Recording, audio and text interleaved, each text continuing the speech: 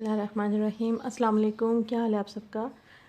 Welcome to Cosmos physics. अच्छा जी, मैं प्रीवियस वीडियो के बारे में भी बात करूँगी। प्रीवियस वीडियो मैंने जो बनाई है वो न्यूटन प्रिंसिपिया मैथमेटिका जो बुक है, the mathematical principles of natural philosophy, इसकी रिव्यू पर बनाई है। और अभी भी मैं इसी सिलसिले की सेकंड वीडियो बना रही हूँ। हमने थोड़ा सा उस बुक को देखा था। मैं न्यूटन की लाइफ के बारे में तो आपके साथ ज़्यादा बात नहीं करूँगी। एक्चुअली मेरा कंसर्न इस बुक को पढ़ना, इसको एब्ज़ॉर्ब करना और आप लोगों के साथ डिस्कस करना है। अभी हम स्टार्ट लेते हैं। तो अभी जिस टाइम पर हमने कल जो है इसकी दो डेफिनेशंस के बारे में जो है वो बात की थी। तो अभी हम जो है वो बिल्कुल क्विकली उसकी थर्ड डेफिनेशन की तरफ जाएंगे, जो कि पेज 80 के ऊपर ही है। लेट्स सी, हमारे पास ये पेज 80 आ गया। तो यहाँ से हमने स्टार्ट लिया था। अपनी प्रीवियस वीडियो में हमने डेफिनेशन 1 मास के बारे में और डेफिनेशन 2 मोमेंटम के बारे में बात की थी। आज हम बात करेंगे definition 3, which is about the inertia. तो इनर्शिया की जो डेफिनेशन यहाँ पे इस बुक के अंदर मौजूद है वो है जी, द विस इन साइटा or innate force of matter is the power of resisting, by which every body, as much as in it lies, endeavors to preserve in its present state, whether it be of rest or of moving uniform forward in a right line.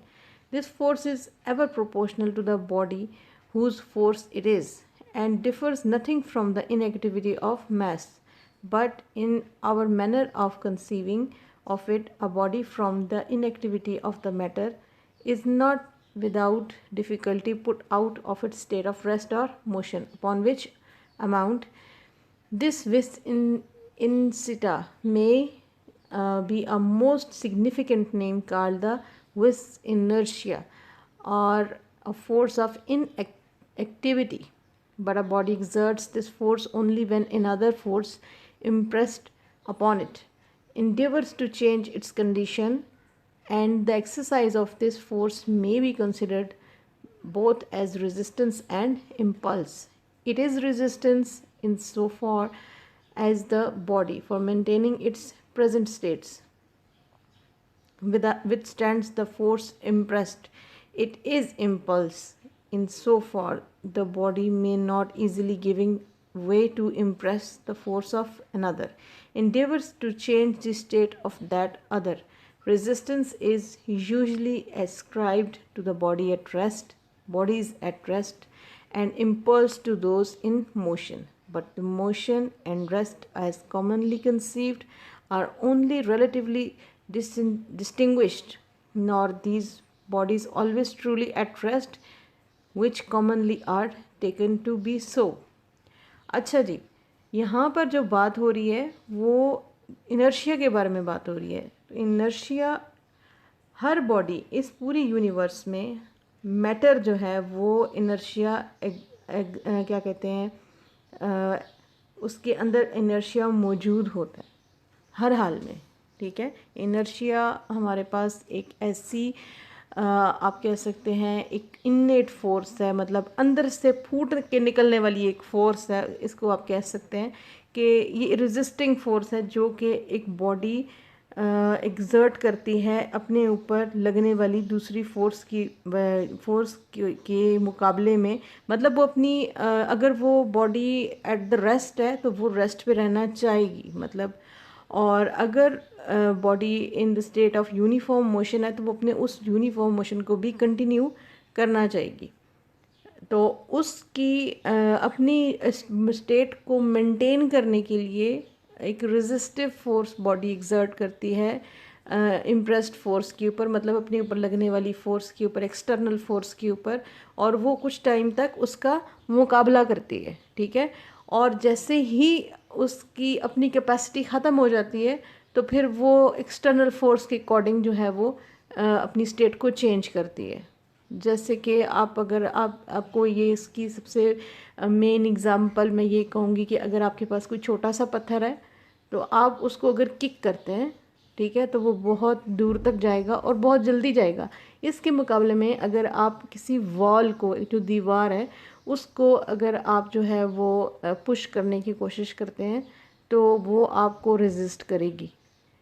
तो ये जो inertia होता है basically ये quantity of matter, जो मतलब ये measure of mass होता है किसी भी बॉडी का। जिस बॉडी के अंदर मैटर की मिकदार, मैटर की डेंसिटी सबसे ज़्यादा होती है, वो उसका इनर्शिया भी सबसे ज़्यादा होता है। तो कहने का मतलब ये है कि जितनी बॉडी का मैस ज़्यादा होगा उतना ही वो क्या करेगी, रेजिस्टेंस शो करेगी अपनी स्टेट को चेंज करने में। तो आपका जो न्यूटन का जो फर्स्ट लॉ है, लॉ ऑफ इनर्शिया जिसको कहते हैं, वो भी यही है कि body will remain at the state of rest और moving with uniform velocity unless an external force acted upon it. कि मतलब अगर बॉडी के ऊपर किसी किस्म की कोई भी एक्सटर्नल फोर्स नहीं लग रही तो बॉडी अगर रेस्ट पे है तो वो रेस्ट पे ही रहना चाहेगी, और अगर वो यूनिफॉर्म वेलोसिटी के साथ मूव कर रही है तो वो अपने मोशन को कंटिन्यू करना चाहेगी। ठीक है, तो ये जो हमारे पास डेफिनेशन 3 है ये इनर्शिया के बारे में है, और इनर्शिया बेसिकली हमारे पास क्या होता है, मेजर ऑफ मैस। ठीक है, inertia is the measure of mass of the body. तो जितना किसी बॉडी का मैस ज़्यादा होगा उतना ही उसका इनर्शिया होगा। ठीक हो गया। अच्छा जी, उसके बाद नेक्स्ट डेफिनीशन को देख लेते हैं। लेकिन अच्छा, इसमें हम हमारे पास जो नेक्स्ट डेफिनेशन है उसमें इम्प्रेस्ड फोर्स के बारे में बात कर रहे हैं कि an impressed force is an action exerted upon a body. Impressed force मतलब प्रेसिंग फोर्स, अगर इसको कहा जाए कि ये आपके पास क्या होता है, एक एक्शन होता है किसी बॉडी के ऊपर in order to change its state either of rest और of moving uniform forward in a right line. External force आप जो भी अप्लाई करते हैं ये उसकी डेफिनेशन है। किसी भी किस्म की कोई भी एक्सटर्नल फोर्स जो कि एक बॉडी को कंपेल करे कि वो अपनी स्टेट को चेंज करे, ठीक है, वो आपके पास क्या होती है, इम्प्रेस्ड फोर्स होती है। ये सिंपल फोर्स होती है, एक्सटर्नल फोर्स, ठीक है, जो कि एक बॉडी को मजबूर करती है कि वो अपनी स्टेट को चेंज करे। This force consist in action only, और ये फोर्स जो होती है ये सिर्फ और सिर्फ एक्शन फोर्स होती है and remains no longer in the body when the action is over. जब आपने फोर्स लगाई उस वक्त तो ये लगी, लेकिन जैसे ही आपने उसको लगाना छोड़ दिया और ख़त्म हो, तो फिर ये वाली फोर्स भी क्या हो जाती है, ख़त्म हो जाती है। For a body maintains every new state it acquires by its inertia only. Impressed forces are of different origins, और इम्प्रेस्ड फोर्सेस मुख्तलिफ हो सकती हैं।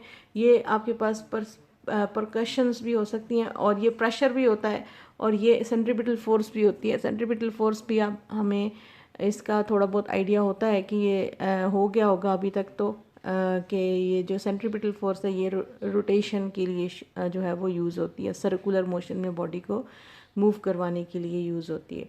ठीक है, तो आज की जो हमारी वीडियो है वो बस यहीं तक मैं इसको एंड करना चाहूँगी। नेक्स्ट इंशाल्लाह कल हम 2 डेफिनेशंस के साथ फिर हाज़िर होंगे। आई होप सो कि आपको मैं अच्छे तरीके से सेटिस्फाई करने में कामयाब हुई हूँ। मैंने अपनी तरफ से बहुत कोशिश की है कि बहुत सिंपल वर्ड्स में मैं इनर्शिया और एक्सटर्नल फोर्स को आपके सामने एक्सप्लेन कर दूँ। ठीक है, ओके जी, थैंक यू सो मच, अल्लाह हाफिज़।